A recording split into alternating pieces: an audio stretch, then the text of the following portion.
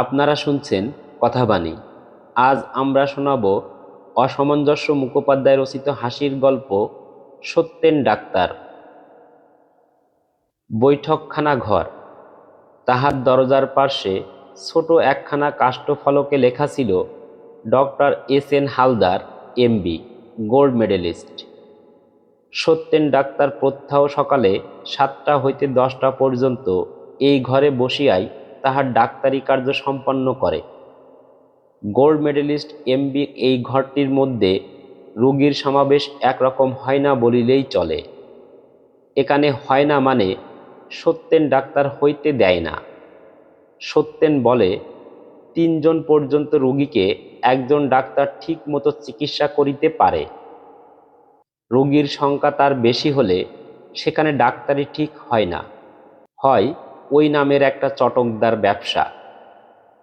চিন্তাশীল চিকিৎসকের এই মন্তব্যের সত্যাসত্য অপর কাহারও পক্ষে নির্ধারণ করা সহজ নহে। সেদিন সকালে সত্যেন ডাক্তারের সামনেরকার চেয়ারখানায় যে ভদ্রলোকটি বসিয়াছিলেন, তিনি কহিলেন, আজ 6 মাস এই মাথা ঘোরা রোগে বাবা ভুগছিলেন। আমরা মনে করেছিলুম আপনার ওষুধটা খেয়ে যেন অনেকটা নরম পড়েছে, কিন্তু কাল হঠাৎ দাঁড়িয়ে উঠতে গিয়ে একেবারে যে ঘুরে পড়লেন, ব্যাস। আর ইয়াপোপ্লাক্সি আর কি। অজ্ঞান হয়ে পড়ে গেলেন না পড়েই অজ্ঞান হলেন? আজ্ঞে সেটা ঠিক। আচ্ছা, অজ্ঞান হবার পর আর কথা টথা কিছু বলতে পারেননি? ভদ্রলোক কতকটা বিস্ময়ের সঙ্গে কহিলেন, আজ্ঞে মাথা ঘুরে পড়ে যাবার সঙ্গে সঙ্গেই যে অজ্ঞান, তা আর কথা কইবেন কি করে?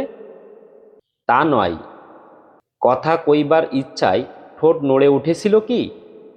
অনেক সময় বাইরে অজ্ঞান হলেও ভেতরের পুরো দস্তুর সেন্স থাকে, তাই বলছি। আজ্ঞে ঠোঁট নড়বে কি, একেবারেই যে অসাড়। ইয়াপোপ্লাক্সি। ইয়াপোপ্লাক্সি নয়, ইয়াপোপ্লাক্সি নয়। নয় তবে? অত্যন্ত গম্ভীরভাবে সত্যেন ডাক্তার বলিল, কলেরা। কলেরা? হ্যাঁ, ড্রাই কলেরা। বাইরেকার লক্ষণ দেখে কি ভেতরের রোগের ডায়াগনোসিস হয়? যেরকম সব লক্ষণ শুনলুম, পিওর কলেরা। এর আর কোনো ভুল নেই। কলেরা হলেই যে ভেদ আর বমি হতে হবে এমন কোনো কথা নেই। যাক। এমন সময় একটি মধ্যবয়স্ক লোক বাহিরের দেওয়াল গাত্রে তাহার বাইকটি ঠেসাইয়া রাখিয়া ভিতরে প্রবেশ করিল। তাহার হাঁটুর উপরের কাপড় রক্তাক্ত, শার্টে কাদার দাগ, কপালের 2-4 জায়গায় তখনও রক্ত ঝরিতেছে।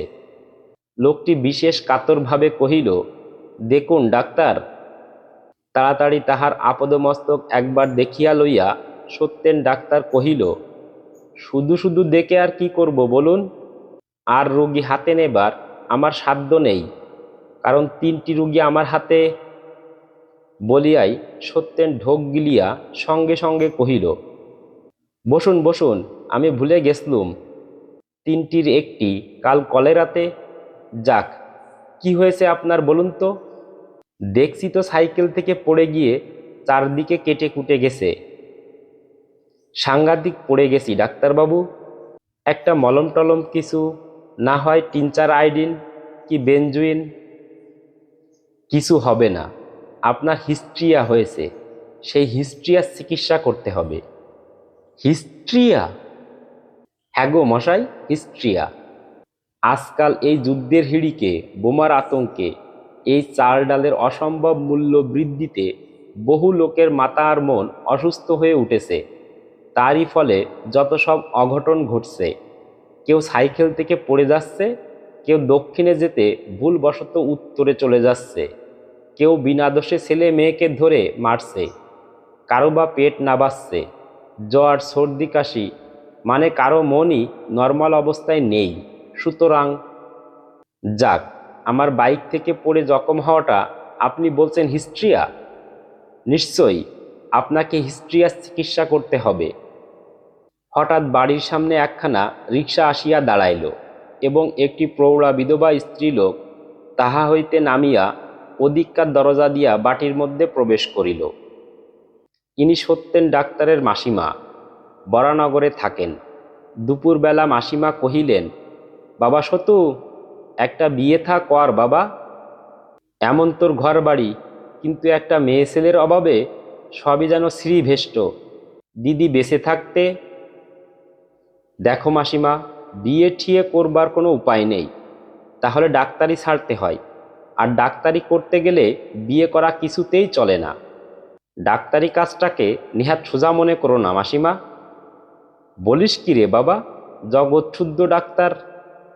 রেখে দাও তোমার জগৎশুদ্ধ ডাক্তার। বিয়ে করে সকলের মতো বেশ সংসার ধর্ম পেতে বসা ও আমার চলবে না, অসম্ভব। নাকের মধ্যে ঘা হয়েছে নাকি মাসিমা? হ্যাঁ, তাই তো বটে।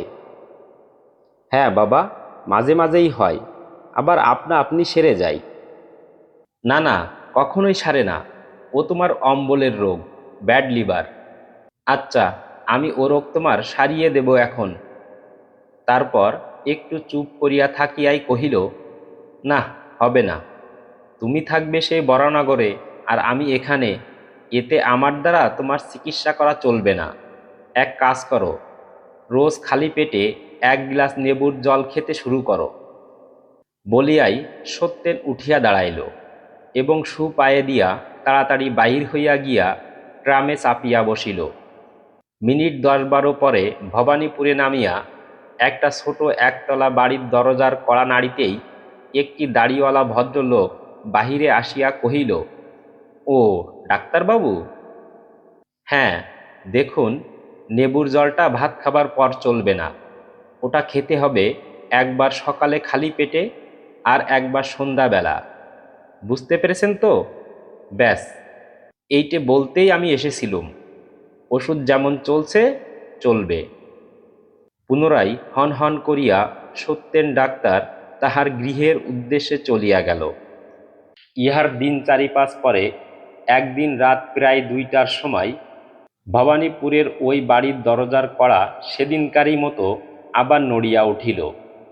সেদিনকারই মতো সেই দাড়িওয়ালা ভদ্রলোক দরজা খুলিয়া বাহিরে আসিল এবং কহিল, ডাক্তারবাবু? হ্যাঁ, সকালের ওষুধটা আজ খাওয়ানো হয়েছে কবার? যেমন বলে দিয়েছিলেন, 3বার। চলুন তো, আমি এখন একবার দেখব আপনার মেয়েটিকে। কি নাম ওর? সু সু সুলতা না? আজ্ঞে হ্যাঁ। তাই এই এত রাত্রে? রোগের চিকিৎসার কি আর কালাকাল দিন সময় আছে? চিকিৎসকের কর্তব্য ভয়ানক কর্তব্য। এর ভেতর দুঃখও যেমন পাওয়া যায়, আনন্দও তেমনি পাওয়া যায়। আপনার মেয়ের কি নামটা হলো ওর? সুলতা। হ্যাঁ, সুলতার চিকিৎসার ভার যখন নিয়েছি তখন। আচ্ছা, ও চিত হয়ে ঘুমোয় না কাত হয়ে ঘুমোয়? কখনো চিত হয়েও ঘুমোই, কখনো কাত হয়েও ঘুমোই। তা বললে হবে না। বেশিরভাগ সময় কিভাবে ঘুমোই? আচ্ছা, ওর জন্মের আগে আপনার স্ত্রীর কোনো বাত বা হাঁপানির মতো কিছু হয়েছিল? আচ্ছা চলুন, আমি এই সময়টা ওকে একবার দেখতে চাই। সুলতা ভদ্রলোকের জ্যেষ্ঠ কন্যা, বয়স বছর 20। অর্থাভাবে গরিব বাপ মা এখনো তাহাকে পাত্রস্থ করিতে পারে নাই। কয়েকদিন আগে তাহার জ্বরও আমাশয় হইয়াছিল, কিন্তু সত্যেন ডাক্তারের চিকিৎসার আমলে আসিলে সত্যেন অনেক কিছু চিকিৎসা তত্ত্ব আলোড়ন করিয়া তাহাকে ঔষধপত্র দিয়া চিকিৎসা চালাইতেছে। সুলতাকে নৈশ পরীক্ষা করিয়া সত্যেন ডাক্তার কহিল, দেখুন, এক কাজ করতে পারেন? সুলতাকে মাসখানেকের মতো আমার বাড়িতে রাখতে পারেন।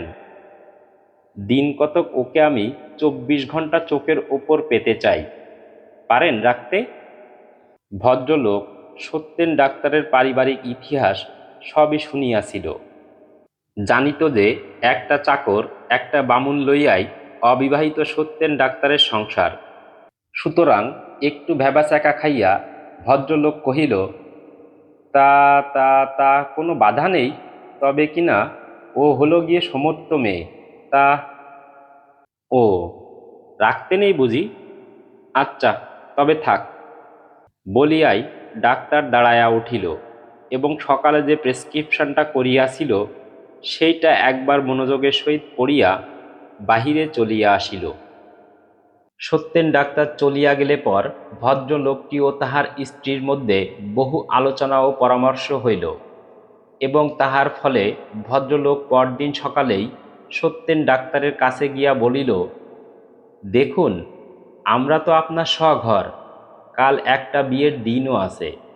যদি সুলতাকে আপনি গিয়ে, ওর নাম কি কি বলুন তো, যদি ওকে বিয়ে করেন তাহলে ওকে আপনার কাছে রাখতে আর কোনোই বাধা থাকে না। বিয়ে? ও, বিয়ে করলে আর কোনোই বাধা থাকে না? ওর দিন কতক আমার কাছে থাকা চাই। আচ্ছা, ওর রিউম্যাটিক টেন্ডেন্সি। আচ্ছা যাক, বিয়ে, আচ্ছা তাই হবে। প্রেসক্রিপশনটা এনেছেন? ডিজিটালিস্টটা আমি বদলে দেব। অতঃপর সত্যেন ডাক্তার ডিজিটালিসও বদলায়া দিল এবং পরদিন অবিবাহিত জীবনের চিরকালের ধারাটাও বদলায়া দিয়া শুভক্ষণে রুগী এবং স্ত্রী দুই একাধারে গৃহে আনিয়া চিকিৎসাবিদ্যার চরম এবং পরম গবেষণায় আত্মনিয়োগ করিল। আজ এই পর্যন্তই। আমাদের গল্প পাঠ যদি আপনাদের ভালো লাগে তাহলে আমাদের চ্যানেলটিকে সাবস্ক্রাইব করুন, লাইক, কমেন্ট ও শেয়ার করুন। ধন্যবাদ।